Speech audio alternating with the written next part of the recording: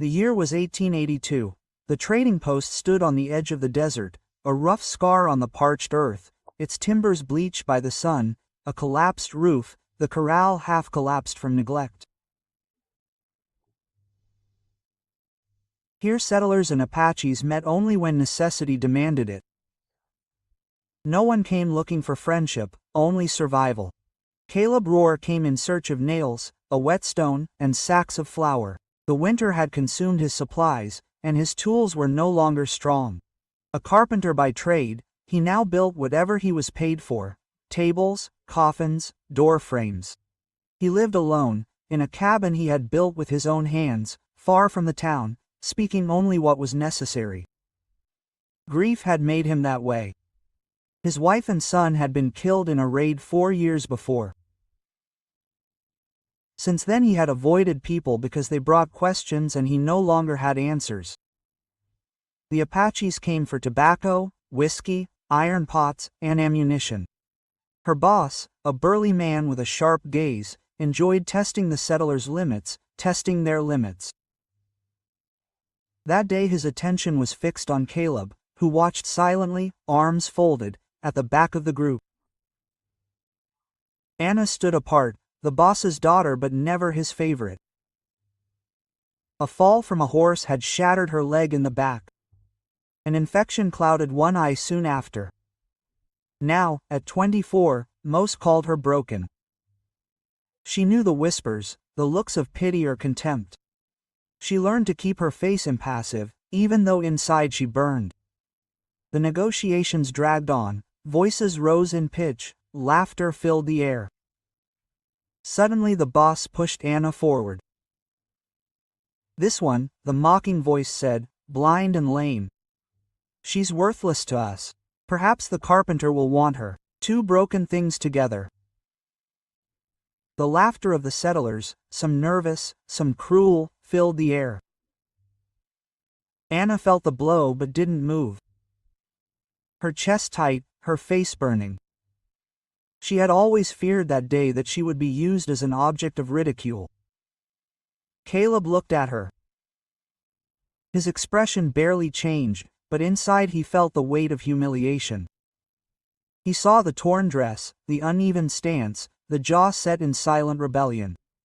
Something stirred inside him. A thick, silent rage. He knew what it was to be less than, to be mocked. The boss expected Caleb to laugh or reject her. That was the joke. But Caleb spoke, his voice low and firm. He took her. Silence fell abruptly. Even the laughter died. The boss's face darkened. Anna felt her stomach clench. She hadn't expected anyone to accept. Fear was her first thought. What would this man do to her? Men were not kind to women who were marked as weak. Caleb stepped closer. He put his hand on her arm, not rough or possessive, just firm to guide her. She tensed, wondering whether to resist, but his touch was respectful, not possessive. The group parted for him. Boots stirred dust, some spat tobacco, others looked confused. Caleb kept walking, mute as ever. They reached the wagon. He helped her in, his hand strong but quick to release, as if he were afraid of making her feel trapped. Anna sat down, her heart pounding. She didn't trust him, not yet, but there was something different in his manner, something that unsettled her, because it wasn't the hunger she'd seen in other men. Caleb climbed in, took the reins, and started the horses. He didn't speak. He never spoke more than necessary. His mind was spinning. He hadn't planned this. He hadn't come looking for anyone, especially not a woman given away as an insult, but he couldn't leave. It was decency, he told himself, nothing more. He knew it was a lie. He had seen in her the same loneliness that inhabited him. The wagon creaked on the dry road, taking them away from the post. Their voices died away, swallowed by the desert wind. Anna kept her hands clasped in her lap, her throat dry, her body tense. She waited for questions, for orders, for something. but only the sound of the horses and the creaking of the wheels came. She glanced at him from the corner of her eye with her one good eye, his beard unshaven, his skin weathered by the sun and the years. He wasn't looking at her. He kept his eyes on the horizon. She couldn't guess what kind of man he was. But the silence between them wasn't one of mockery. It was heavy, yes, but not cruel. For the first time that day, a thread of relief crept through her fear. She didn't dare wait, but she noticed the difference. The desert stretched out vast and endless. Neither spoke, but both felt the weight of a beginning they didn't choose, but from which they couldn't escape. The wagon wheels groaned as they left the post behind. The sun was setting, staining the sky orange.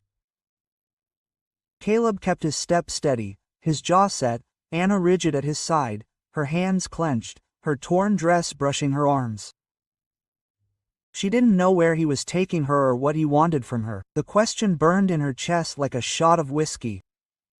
She broke the silence, her voice low and shaky. "Where are we going?" Caleb barely turned his head. "To my cabin, outside the village. You'll be safe there." Safe. The word sounded strange to her. It had been years since anyone had used it to tell her. She hesitated, but she watched him carefully. Plain clothes, sleeves rolled up, hands rough from work. His silence wasn't clipped like her father's, or drunken like the laughter of the settlers. It was cautious, unreadable, and that unsettled her more than the cruelty. The rattling of the wagon made her leg ache. She moved with a groan. Caleb looked at her for the first time, his eyes moving from her face to her leg, not stopping, only noticing. He slowed the pace of the horses, easing their ride. That gesture unnerved her more than any words. As night fell, the air grew cold. A cabin appeared among the pines, smoke rising from the chimney. Caleb's home was small but solid. Tight walls, a patched roof, closed shutters, a lean-to and a pile of firewood to one side. Everything showed the mark of a man working alone and in silence. Caleb stopped the cart, got out and offered her his hand. She hesitated, but his help was not forced. She let him guide her, her leg making the descent more awkward than she wanted to show. His hand held hers only just long enough. Inside the cabin smelled of cedar and smoke. Sawdust on the floor, tools hung with precision, chisels, saws, planes, a rough table in the center, 2 chairs, shelves with jars of beans and dried corn, a cot against the wall, folded blankets. The place was austere, but it breathed work and solitude. Anna stood near the door, her eyes adjusting to the lamplight. She waited for an order, a statement of what he wanted from her. Instead, Caleb lit another lamp and set it on the table. "You may sit," the voice murmured almost reluctantly. She didn't move. "Why did you take me?" He paused. He stared at her for a long moment until she almost looked away. "Because I wouldn't leave you there," he replied simply. It wasn't enough to quell her doubts, but it was more than she'd expected. She sat, her leg throbbing, her fingers curled over her knees. Caleb moved slowly, boiling water, cutting dried venison, serving bread. He didn't say much, but each gesture was measured, as if he wanted to make it clear that he wouldn't throw her out. She watched him warily, but hunger got the better of her. When he brought her a plate, she hesitated. Other men had used food as currency. She stared at him. He just sat across from her, eating in silence. She chewed the bread slowly, waiting for the demand that never came. Her shoulders relaxed just a little. She asked again, more softly. "Why me?"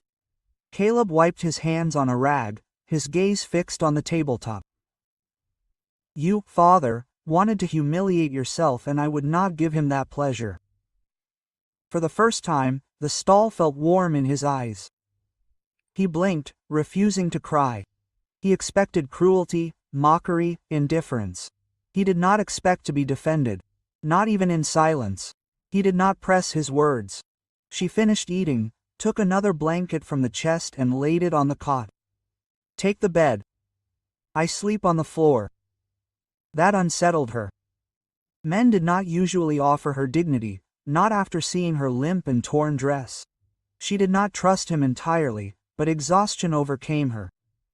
She lay down on the cot, the blanket pulled tight to her chest, her body tense. Caleb spread his blanket by the stove. She lay back without complaint, her arms crossed over her chest, her gaze on the ceiling. She had not planned this, but her resolve was firm. She did not see her as broken, but as someone thrown into a side, and she understood that all too well. The cabin fell silent. Outside, the coyotes howled. Inside, only the crackle of the fire and two separate breaths but under the same roof. For Anna, fear remained. For Caleb, resolve was an anchor. Neither knew what was coming. But the night ended, not in humiliation, but in a different kind of silence. One that gave space instead of contempt.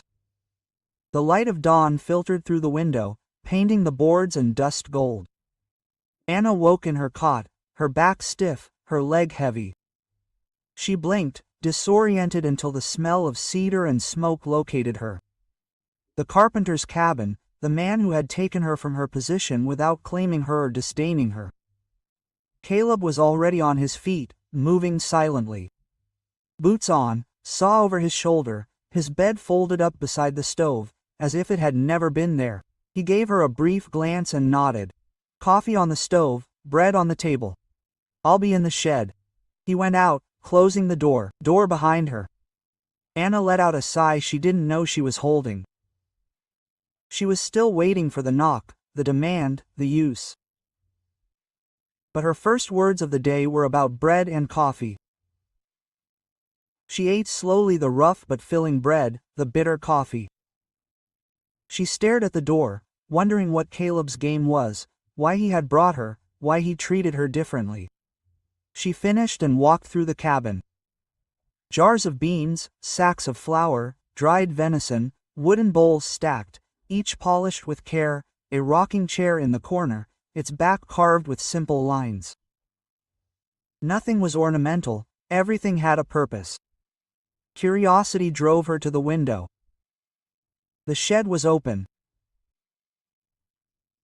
Caleb worked at a plank, the plane sliding, shavings piling up at his feet, sleeves rolled up, forearms tense, movements precise. He worked as one who finds order in wood, trusting his hands more than his words. For the first time in a long time something loosened in his chest. It had been a burden for so long. That seeing a man work without looking at her as a burden or a shame disarmed her. Hours passed before he returned. He carried a newly made stool.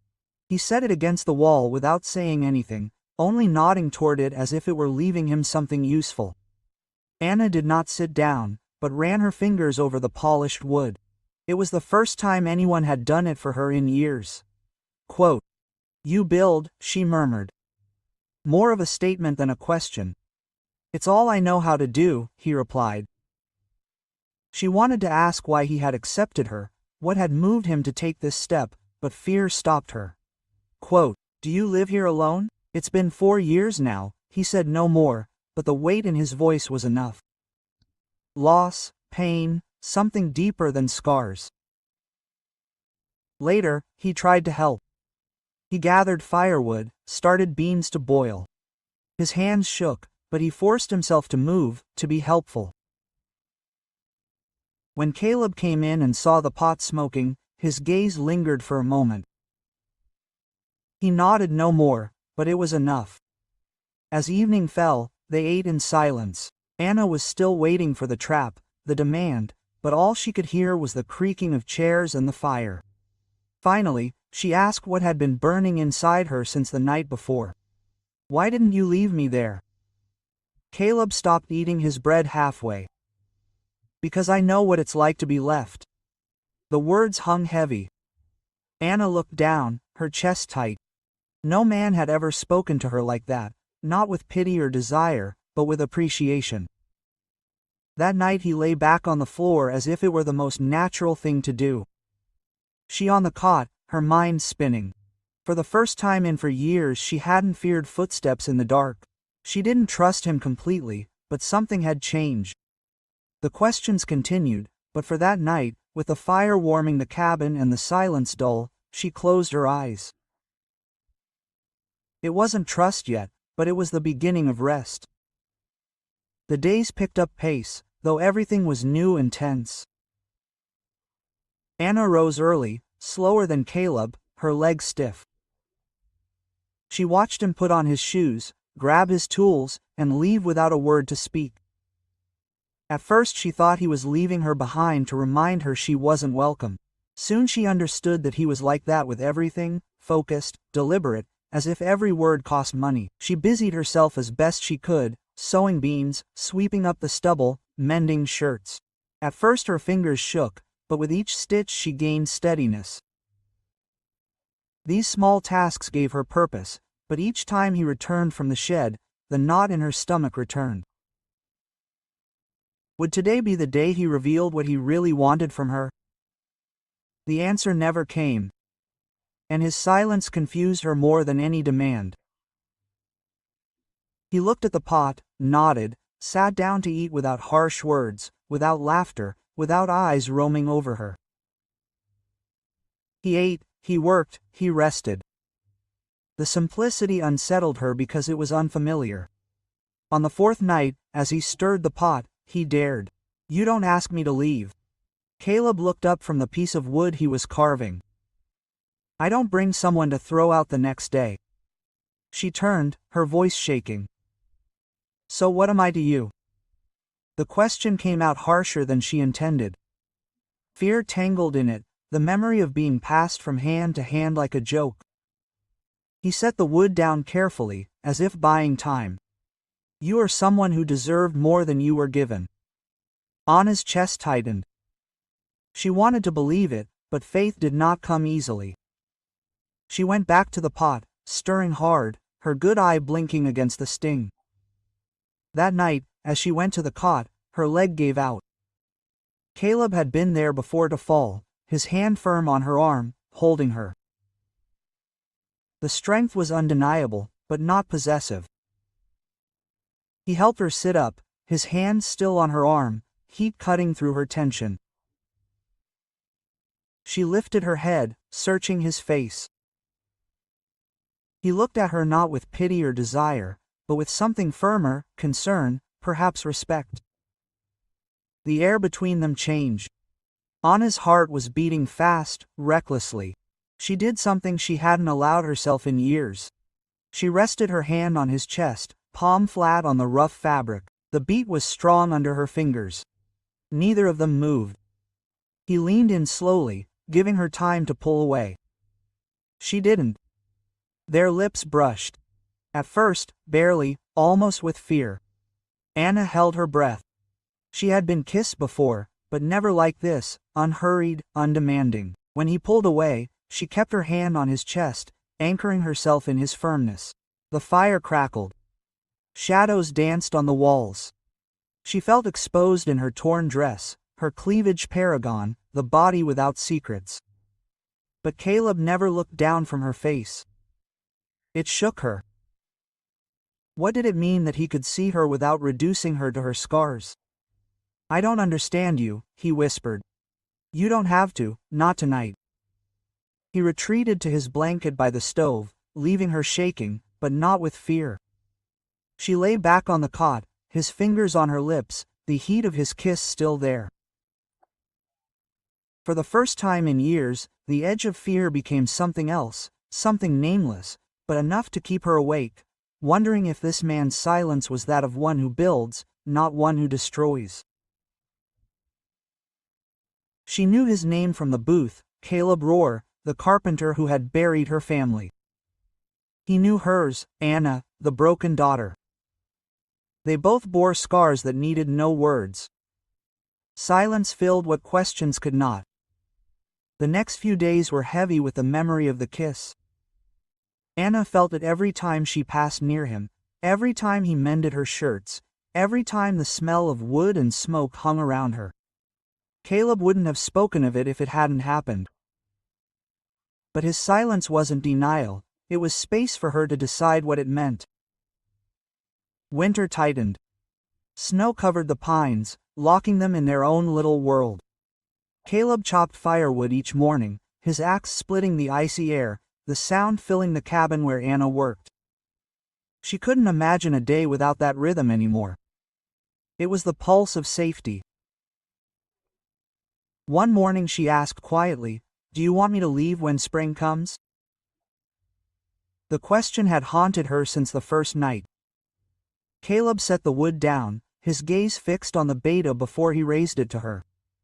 "If you want to go, you will, but I didn't bring you here to lie down." The answer cut through her doubt. She returned to the beans, her fingers trembling with relief. For years, men had decided her fate without question.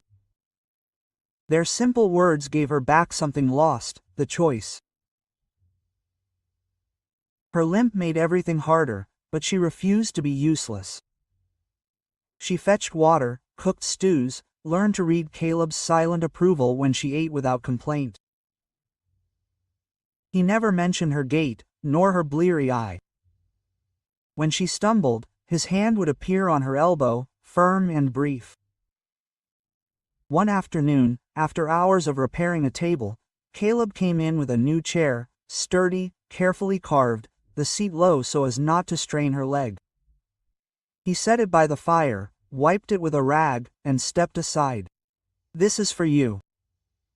Anna touched the wood, her fingers tracing the lines. "You made it for me." He nodded. "That will make you sit better." He sat down slowly, his weight steady, his body painless, an unexpected warmth filling his chest. No one had carved wood for his comfort. She never looked at him, and though his face was hermetic, she saw the truth in his eyes. It wasn't pity, it was care. That night she mended his shirts. His fingers no longer trembled as much, though the tips were scarred from so many pricks. He folded each garment with care. As he handed them back to her, his voice grew firmer. "I'm not useless. Here." He looked at her, then down at the shirt. "I never said you were." The firelight outlined the scars on his arm, the roughness of someone who has survived alone. Anna wondered if his silence had always been a shield and now, strangely, for her too. As she lay down, the silence was thicker than the wind outside. She touched his lips, remembering the kiss, and though the fear remained, another emotion began to grow. For the first time, her brokenness did not define her. It was the reason he stayed, the reason he built, the reason he didn't leave. Winter deepened. Snow drifted up to the windows, blocking out the outside world. The days grew shorter, the nights lengthened by the fire. In that stillness, the bond between them grew, not through words, but through their shared routine. Anna moved with greater confidence. She used the chair Caleb made for her, resting her leg when she needed it. From there she mended clothes, peeled potatoes, poked the fire. She feared being a burden anymore, but each time Caleb noticed her work and nodded, the fear dissipated. One afternoon, Caleb came in later than usual, his shoulders hunched, snow clinging to his coat. Anna rose despite her leg and pulled off his coat. The gesture surprised him. He was not used to being cared for. She hung it by the fire, her fingers brushing the rough wool. "You work too much," he murmured, testing the sound of his voice on something so personal. "It's all there is to being." She saw the truth in it. How he filled the silence with labor, how he carried grief in his hands. She wanted to tell him he wasn't alone anymore, but the words caught. Instead, she moved close enough to feel the warmth of his body. He sat on the stool, elbows on his knees, his head bowed. She hesitated, then rested her hand on his shoulder. He didn't move, didn't push her away. She lifted her head, their eyes meeting, his steady, hers searching, one good, one cloudy. The fire crackled, the wind rattled against the shutters. He took her wrist, guiding her hand from his shoulder to his chest. The throbbing was steady beneath his palm. She didn't pull away. He stood so close it took her breath away. He leaned in slowly, giving her room to choose. She lifted her face, her good eye fixed on his, and when their lips met, the kiss was firmer, protective, undemanding.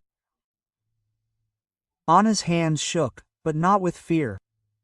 She leaned into him, feeling the strength that had become her anchor. For a moment, she allowed herself to believe that she was more than the broken daughter given away in mockery. She was a woman held, not used.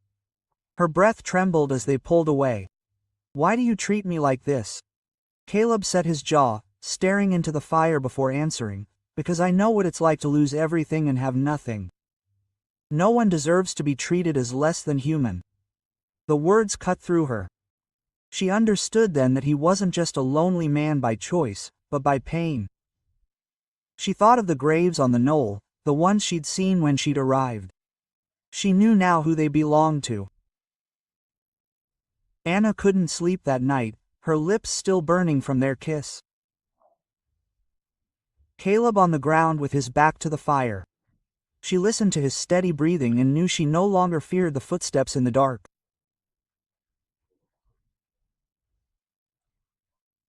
For the first time, she felt safer with a man than she'd ever imagined. As she closed her eyes, she felt a deep sigh of relief.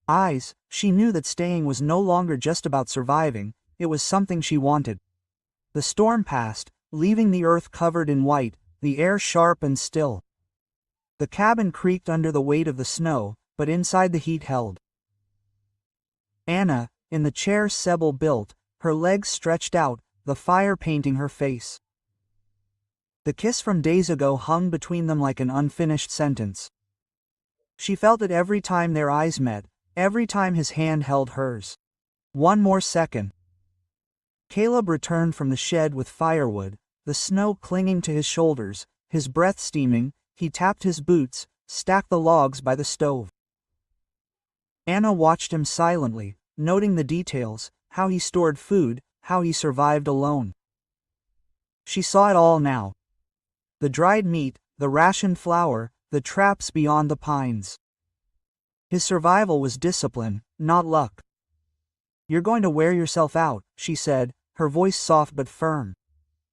He shrugged, removing his gloves. "The work was wearing me down." Stands. Anna rose on her bad leg, crossed the room, and picked up a log.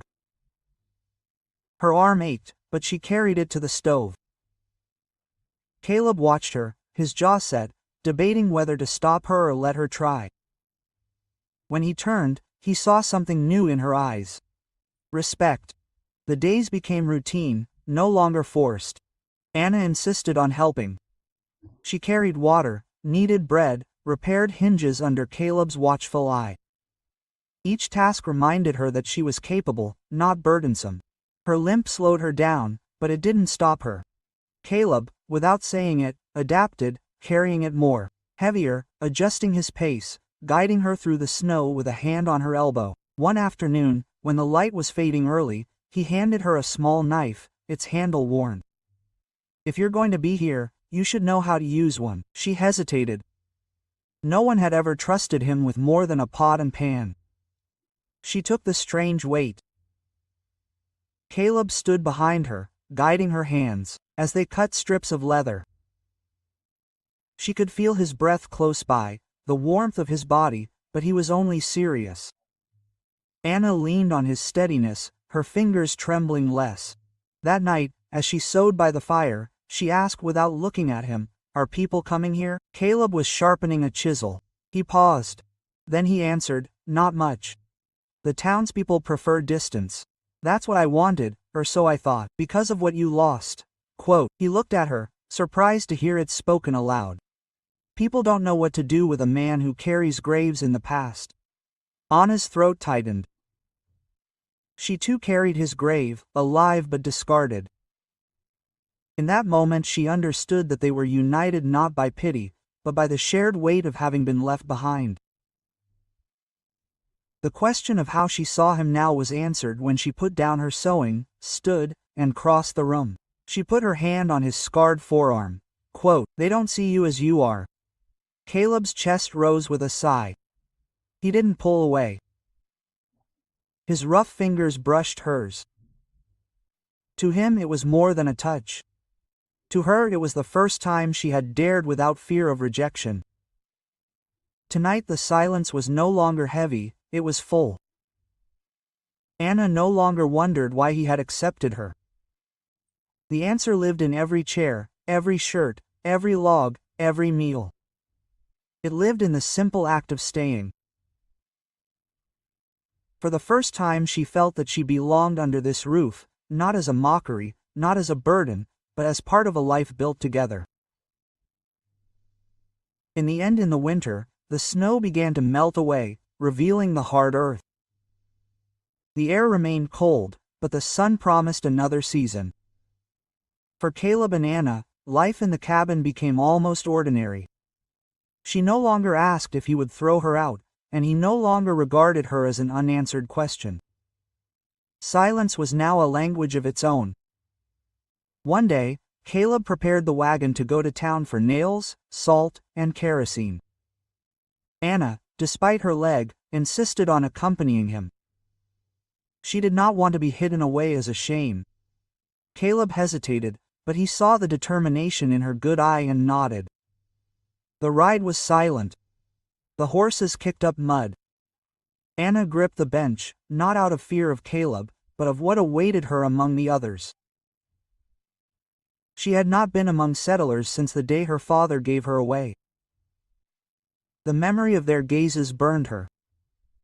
Caleb could see it in her rigidity. You don't owe them anything, she said without taking his eyes off the road. They will see me as broken. Their doing so does not change who you are here.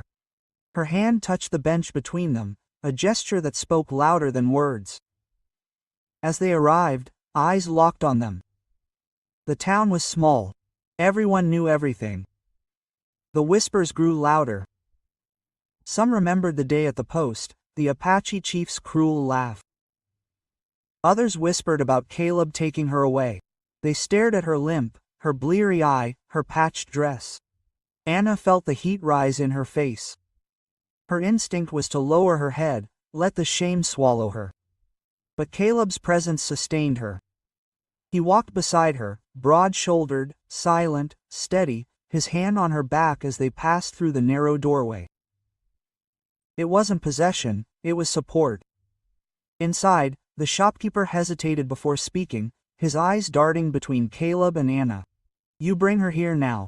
His tone was sharp, not hostile, but curious. I've come for nails, salt, and kerosene. Nothing more to say. The man closed his mouth and brought what was ordered. Anna stood tall, willing herself not to flinch. She watched as Caleb handled the situation directly, without hesitation, refusing to be treated as a spectacle. It gave her the strength to stand, even though her leg was shaking. As she stepped outside, two young men leaning on the railing smiled slyly. We didn't think you could stand her, roar. We thought you'd have thrown her out by now. Caleb didn't pause, but his gaze was as sharp as a saw. She's here. That's all they need to know. His voice cut off any further rebuttal. For Anna, those words cut deep. He didn't claim her, he didn't promise anything, but he made it clear. She belonged with him, not as a mockery, not as a temporary burden. Any doubts about whether Caleb truly loved her, whether this was just charity, were gone in that instant. He didn't question her worth, he took it for granted. On the way back, the tension shifted. Anna let her hand rest next to his on the bench. Caleb looked at her. Then he let his own rest close, not touching, but close enough to feel the warmth. "You didn't have to speak for me," she said. "I did," he replied. The cabin greeted him with the smell of smoke and cedar. Caleb entered with the supplies. Anna followed him. Her leg was slow, but her shoulders were straighter. She felt different, though the judgment of the world had not vanished. What mattered was how he had stayed, how he had not looked away. That night she cooked while he repaired a tool. When their eyes met, there was no need to fill the silence. They both knew what had been decided, without words, that despite everything, they had chosen each other. For the first time, Anna did not feel carried. She felt herself standing, even if it was with uneven steps. The snow melted slowly. The earth turned to mud before it settled. The stream swelled, the pines turned green.